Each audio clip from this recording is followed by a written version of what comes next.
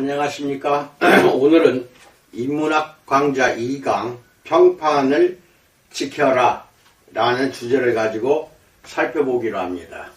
먼저 말씀드리고자 하는 이 평판이라는 것은 다른 사람이 나를 보는 시각입니다. 그것이 사회에서는 상당히 중요합니다. 사회에서는 그 사람이 어떤 평판을 지니고 있는가에 따라서 존경받기도 하고 멸시당하기도 합니다. 또한 사업하는 사람도 좋은 평판을 가지고 있으면 신뢰가 가기 때문에 그 지역이나 그 사회에 그 사람들이 여러분을 믿어주는 것입니다. 목사 사이도 마찬가지입니다. 평판이 같이 따라가는 게 인격입니다. 참된 평판은 인격이 포함되어 있습니다. 그 사람이 인품과 성품이 들어가 있습니다. 하지만 거짓된 평판을 쌓아놓은 사람은 언젠가는 스스로 무너지게 되어 있습니다. 그래서 사회에서 버림받게 되고 인정을 못 받아서 결국은 자아가 파멸되는 지경까지 나아갈 수가 있습니다. 오늘은 첫 번째 100명의 군사로 대군에 맞선 제갈량에 대해서 알아봅니다. 중국 삼국시대이니까 서기 207년에서 265년경의 전쟁이 한창일 때 총나라 군대를 이끌던 명장 제갈량은 대군을 멀리 파견하고 자신은 일단의 병사들과 함께 작은 마을에서 휴식을 취했습니다. 그때 보초들이 황급히 달려오더니 15만 명에 달하는 사마이의 적군이 다가오고 있다고 전했습니다.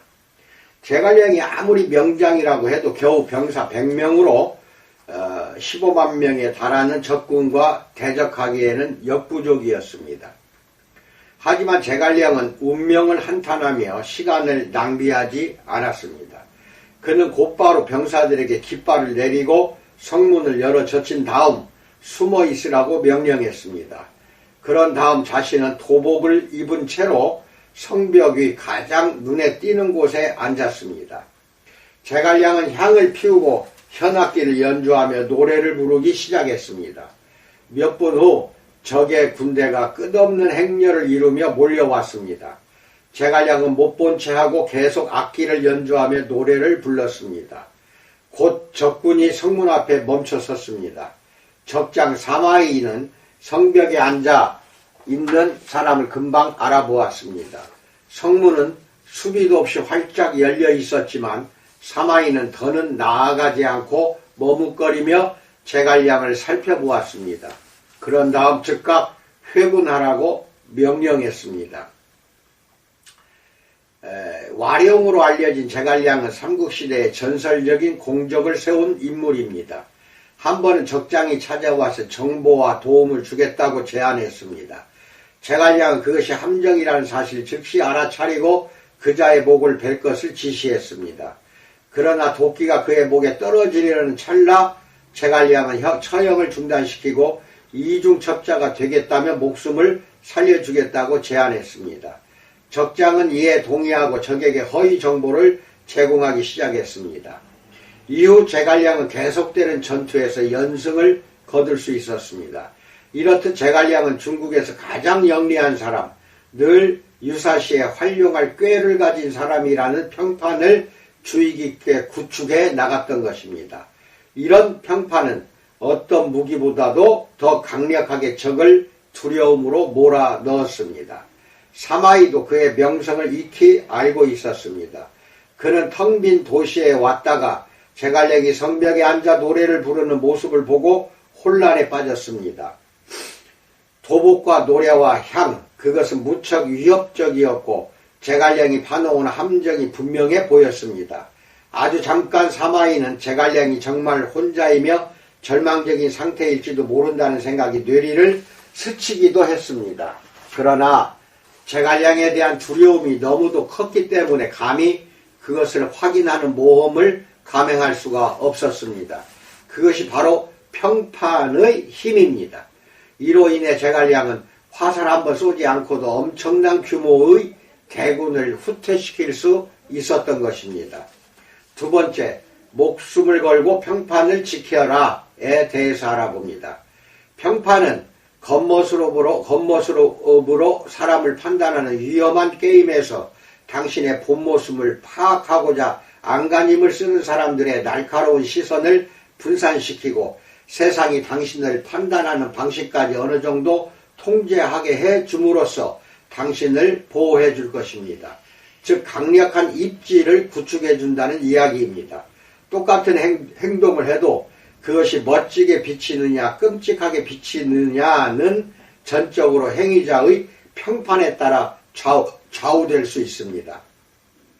우선 당신은 관대하다는 평판이든 정직하다는 평판이든 혹은 교활하다는 평판이든 한 가지 두드러진 평판을 구축하고자 노력해야 합니다. 당신이 그러한 한 가지 속성으로 부각되면 사람들은 당신에 관해 이야기하기 시작할 것입니다. 그런 다음에는 당신의 평판이 최대한 많은 사람에게 알려지게 하고 단 교묘하게 확고한 기반을 토대로 천천히 구축되도록 주의를 기울여야 합니다. 그것이 삽시간에 퍼져나가는 것을 지켜보십시오. 확고한 평판은 당신의 존재를 부각하고 굳이 많은 에너지를 쏟아붓지 않아도 당신의 장점들을 과장해 줍니다. 확고한 평판은 또한 다른 이들에게 존경심을 심지어는 두려움을 주입하는 독특한 분위기를 창출할 수 있습니다. 한 가지 확실한 속성을 토대로 단순한 평판을 구축하십시오.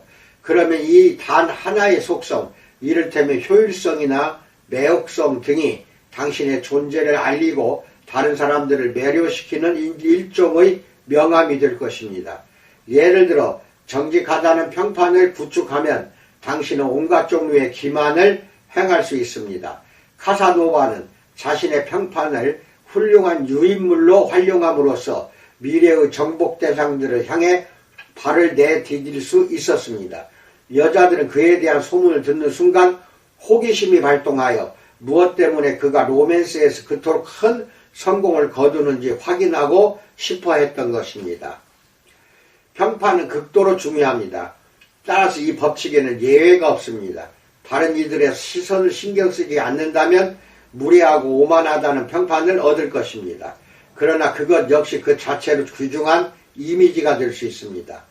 사회를 이루고 살아가는 우리는 다른 이들의 의견에 의존해야 합니다.